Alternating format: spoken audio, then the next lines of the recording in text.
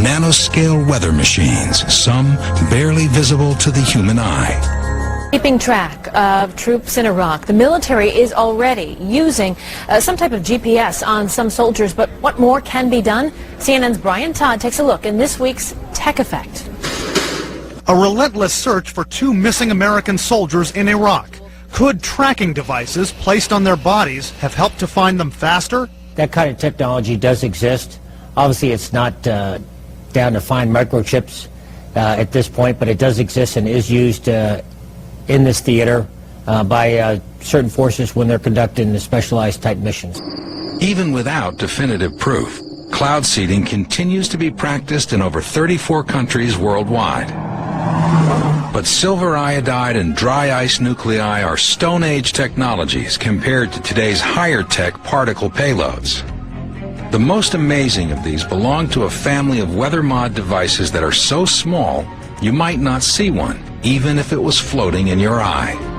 Ranging from the ultra-tiny to the nearly invisible, these are the revolutionary micro-machines that will be the workhorses of any world weather control system. They're MEMS, micro-electromechanical sensors. There are approximately 2,000 weather balloons launched globally, worldwide, every day. Those balloons play a huge role in helping us predict and potentially control our weather. But what if we could launch 10,000 weather balloons a day, or 10 million? That's exactly the theory behind GEMS.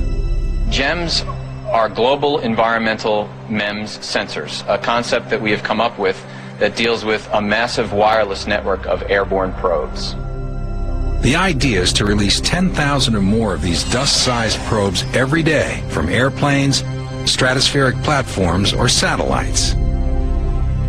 Like weather balloons, the probes would monitor weather information over every kilometer of the Earth's surface at a resolution that is today unheard of.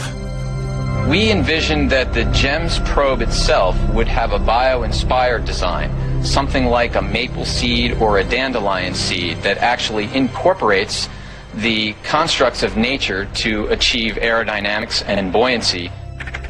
With an ongoing stream of millions of measurements, the accuracy of our picture of the atmosphere could improve 1,000 times over.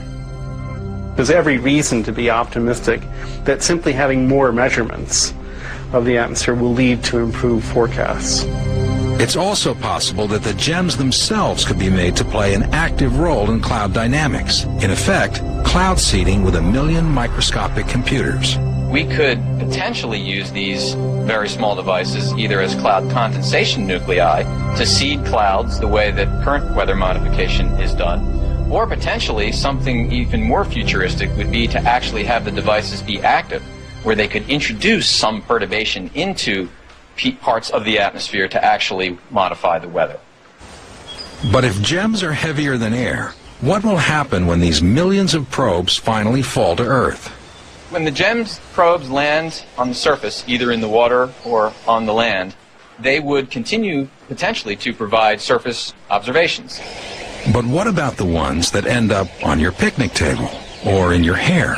At the sizes we're talking about, if you actually inhaled one or got one in your mouth or one in your eye, it would probably be no different than, say, a speck of dust or a particular particle in the atmosphere that you would get in. You'd probably sneeze it out or cough it up. Useful as nanotechnology will be to weather observation and prediction, there's no question that it will also play a significant role in military weather operations. But in the future, every square inch of every city will be alive with intelligence. Because every street and every building will have a network of microcomputers built right into them. Dr. Chris Piester calls it Smartdust. A Smartdust particle or mote is a wireless sensor with sensing, computation, communication, and power in one package. These all-in-one microcomputers will be small, very small. The size of a mote today is about the size of a grain of rice. And we've shown that we can make the circuitry small enough and light enough that eventually it will be possible to make things that are on a sub-millimeter size scale. Tiny specks of computer Smartdust will form a vast invisible network that can help manage the infrastructure of even the largest city. Smart cities in the future will take this low power, inexpensive, small technology and basically distribute it everywhere. These tiny computers record information about their surroundings, information they can send to other computers So or it's got to to you. have come then from the environment. Now, we know of one case for sure where the chemtrail fibers were found and you could maybe put it together. There was two cases. Anna and also Lily. And yes. Lily, okay. But there are chemtrails everywhere all the time. Correct, and they could have other chemicals in it.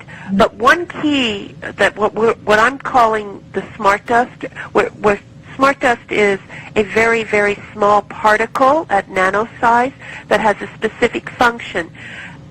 This looks like, if you look at certain times of the day and you see dust, but it's not dust, it's like an iridescent glitter. Very specifically different than regular household dust. Yeah. And this would be in areas where we have seen that. You know, Doctor, I got one of those 10 million watt spotlights. You go out at night and point it up to the sky, and you can't believe what's floating in the air. I mean, it's really disgusting. Right, and if you're seeing this iridescence, which looks like just like glitter, that is engineered dust or smart dust type material versus regular household dust, or that does not reflect back. So here comes the conspiracy theory. If Morgellons or Morgellons is related to chemtrails and it's coming out of the spray from airplanes, is there some grand plan to get this stuff into human beings? Well, I don't know if it was a plan or anything, but I will say that all of us have been exposed, all animals, all life forms on this planet. It's just a matter of what our genetic makeup is, what we have been chemically poisoned with as an industry, meaning working in industry versus living in certain polluted areas, that is allowing this to manifest more rapidly in individuals than ourselves.